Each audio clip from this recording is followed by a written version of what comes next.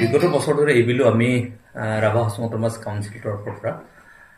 ৰাভা জনগোষ্ঠীৰ যিমানবোৰ সাংস্কৃতিক প্ৰক্ৰিয়া আছে নৃত্য গীত আছে সেইসমূহ প্ৰচাৰ আৰু প্ৰসাৰ তাৰ সমান্তৰালভাৱে ৰাভা হাছং অট'নমাছ কাউন্সিলৰ বিভিন্ন জাতি আৰু জনগোষ্ঠী বিশেষকৈ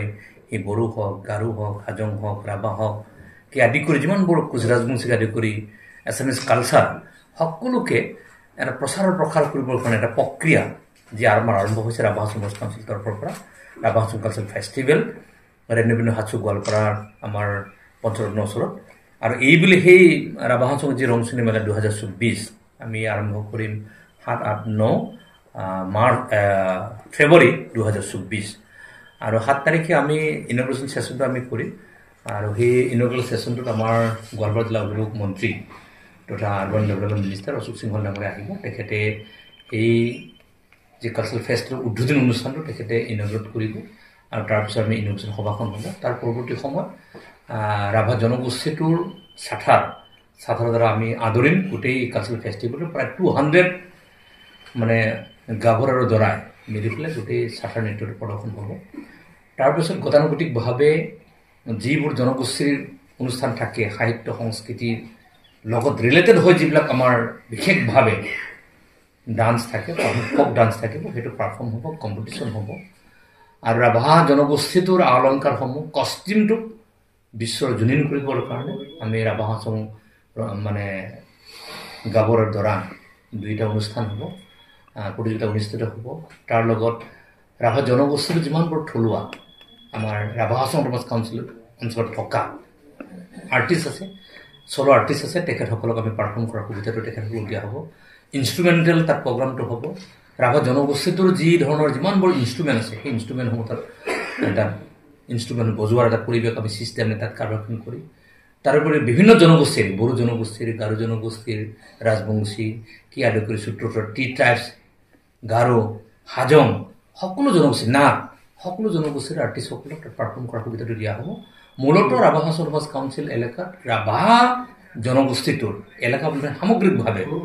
বিশ্বৰ দৰবাৰত কেনেকৈ সংস্কৃতিৰ যে ইমান চহকী সম্পদশালী কেনেকৈ লৈ যাব পৰা যায় সেই দৃষ্টিভংগী ৰাখি আমি এই ৰাভা হাছং ৰংচনী মেলা আমি আয়োজন আমি কৰিছোঁ ইয়াৰ উপৰিও আমাৰ তাত প্ৰদৰ্শন থাকে প্ৰদৰ্শন বেচিকেলি বিভিন্ন জনগোষ্ঠীটোৰ যি হেণ্ডিক্ৰাফ্ট আছে নিজেলোকে বনায় তাত হালত বনায় যি প্ৰদৰ্শন তাত কাৰ্যখিনি হ'ব তাত নেচাৰেল এণ্ড অৰ্গেনিক ফাৰ্মিঙৰ প্ৰক্ৰিয়া তাত থাকিব বিশুদ্ধ খোৱাবলৈ কেনেকৈ তাত খাবলৈ সেই প্ৰক্ৰিয়াখিনি থাকিব ডিজিছৰ পৰা তাত কাৰ্যখিনি থাকিব আৰু বিভিন্ন জনগোষ্ঠীৰ খাদ্য মেলা তাত ইভেন দেন জনগোষ্ঠীসমূহৰ যি জনগোষ্ঠীগতভাৱে যি বনোৱা যি পনীয়া থাকিব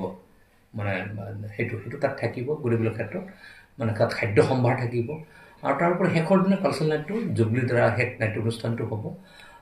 এই কথাখিনি আমি ৰাখিছোঁ আৰু তাৰোপৰি আমি ধাৱা ৰাভা জনগোষ্ঠীটোৰ যুদ্ধ বিগ্ৰহত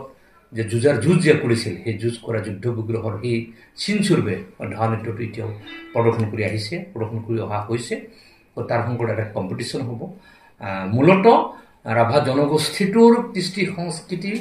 বিভিন্ন জাতি জনগোষ্ঠীৰ কৃষ্টি সংস্কৃতিসমূহক মানে বিশ্বজনীন পৰ্যায়লৈকে নিৰ্ভৰ কৰি এটা ৰুটমেপ এটা শ্ব'কেছ তাৰ এটা প্ৰদৰ্শন হ'ব তাক লৈ পেলাই স্কোপ দিয়া হ'ব আমাৰ কালচাৰেল লগত জগতত যিসকল ব্যক্তি জড়িত হৈ থাকে এইবিলাক স্কোপ দিয়া হ'ব স্কোপ তেখেতসকলক দিয়াৰ বিচৰা হৈছে এখন প্লেটফৰ্ম দিব বিচৰা হৈছে যি প্লেটফৰ্মৰ দ্বাৰা তেখেতসকল নিজৰ সংস্থাপিত কৰিব পৰা যায় জনগোষ্ঠীটোৰ কালচাৰটোক লৈ যাব পৰা যায় আৰু তাত বিভিন্ন জাতি জনগোষ্ঠীসমূহে এটা সুন্দৰ পৰিৱেশৰ মাজত এটা শান্তি সম্প্ৰীতিৰ সমন্বয়ৰ এক প্ৰক্ৰিয়া এই ৰাভা হাছং ৰংচনী মেলাৰ যোগেদি যাতে দিব পৰা যায় সেই দৃষ্টি আমি আকৰ্ষণ ৰাখিছোঁ এই মূলত এই কথাখিনি আৰু সেইকাৰণে আপোনালোকৰ যোগেদি আমি সমগ্ৰ ৰাভা অসমবাসী ওচৰ চুবুৰীয়া ৰাইজক আমি আহ্বান জনাম আপোনালোকে আহক আৰু জনগোষ্ঠীসমূহৰ যি ফোক ডেন্স আৰু ফোক সংছ আছে সেইটোৰ এটা সোৱাদ লওক আৰু জনগোষ্ঠীটো সংকটে বুজক ৰাভা জনগোষ্ঠী কেনেধৰণৰ